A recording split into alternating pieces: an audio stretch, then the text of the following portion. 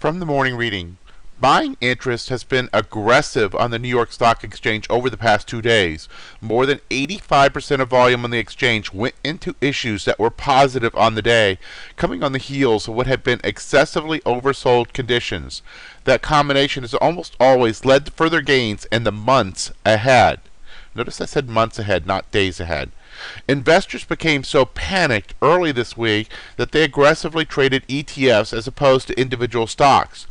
Many focus on ETFs due to their liquidity, though that was tested and some funds failed in that regard. The liquidity premium indicators for the SPY and the QQQ showed that such a rush for liquidity that they hit extremes not seen since 2011 for the SPY, and well, never for the QQQ, it hit an all-time high. Such uncertainty among traders has been a consistent precursor for gains for stocks. Hello, this is Stephen Harris, a head trader from Falcon Global, where we model best practices for investors, traders, and day traders from entry to exit every trading day. In this daily video, I provide my opinion and insights of current market trends, market timing, volatility, and hedge risk levels for the upcoming day for the key U.S. financial markets.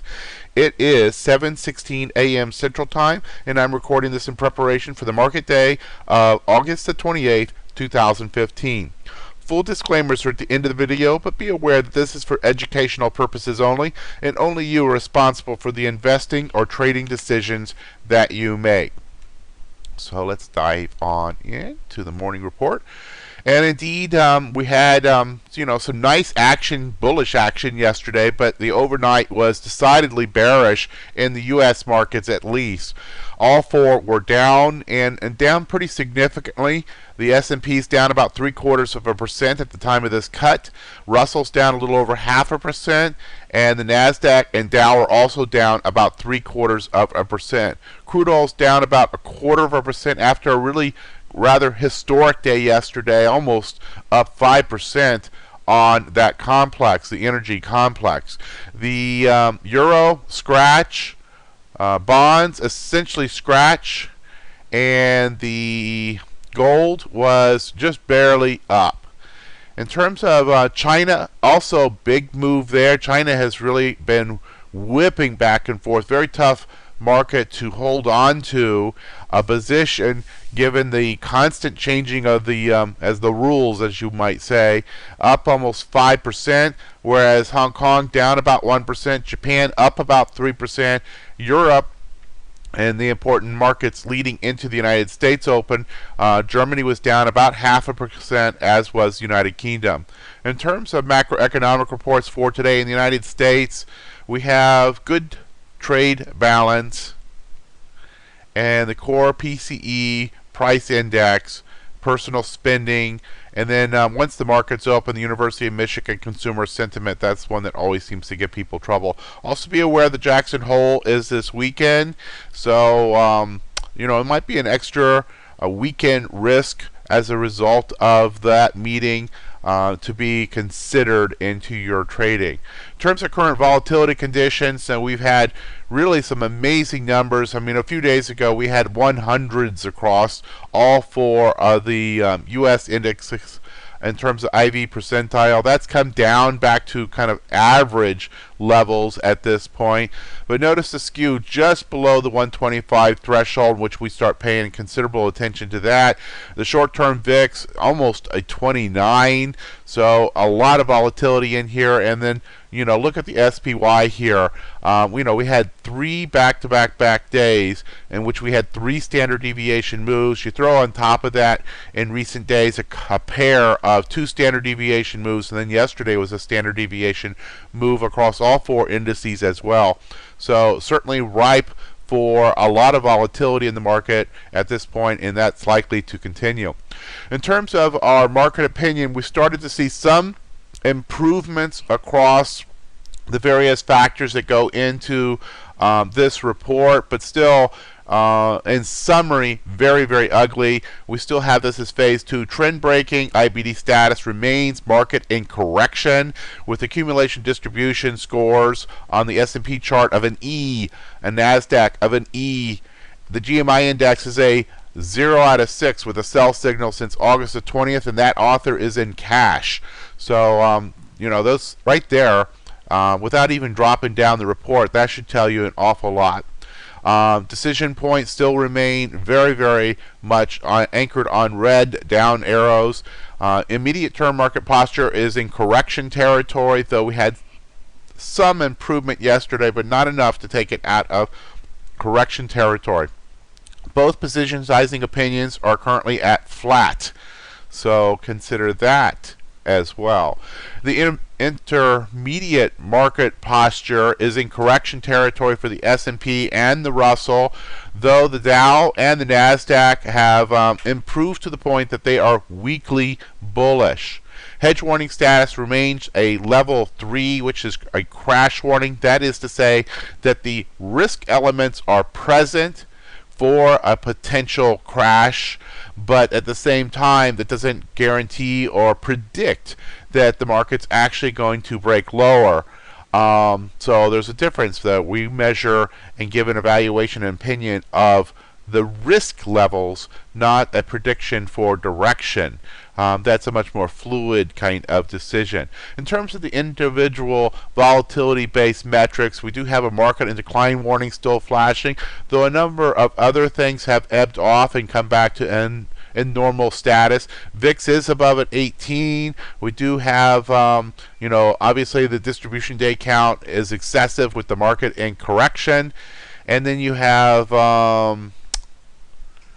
let's see. Oh, here's one that to note of improving. New York Stock Exchange, new high, new low, 46.25. So not a lot of new highs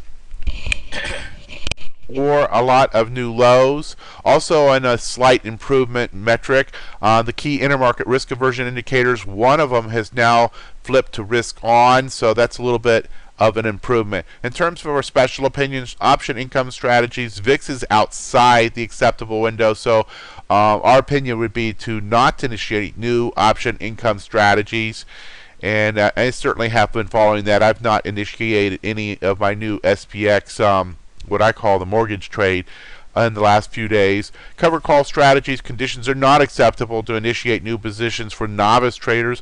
Aggressive traders should consider using only in the money strikes or a reduction in position size, and even better, consider legging into covered calls through put selling. And if you get a sign, then you initiate your covered call strategies in that position that you are wanting to take possession of. Put selling conditions also not acceptable for new core put portfolio positions. Aggressive traders should consider reduced position size or looking for a bottoming pattern to form. And in my opinion, let's go ahead and take a look at the chart at this point. If you draw a fib on this pattern here, it looks terribly close to about a 50% fib retracement, which is an area prime for a rollover continuation bearish pattern. And certainly with the overnight action, if we were to look at the ES contract instead of the SPX, you can start to see that potentially setting up. So the question is, of course, is this the bottom, or are we going to revisit and test these bottoms? I am frankly inclined to think so. And so I don't think we've had a capitulation bottom yet or flushing bottom. And indeed, this pattern is now bearish. And, one of the things that you should always kind of keep in mind, when you're in a bull market posture, you temper your expectations of technical information based on the long-term trend of the market. In a bull market, expect bullish outcomes as the final resolution. In a bear market, expect bearish outcomes. So right now, we are in a bearish market. And while we haven't, gone into an outright bear market correction, as in a 20% move, we certainly, from the shorter time frames, are all bearish.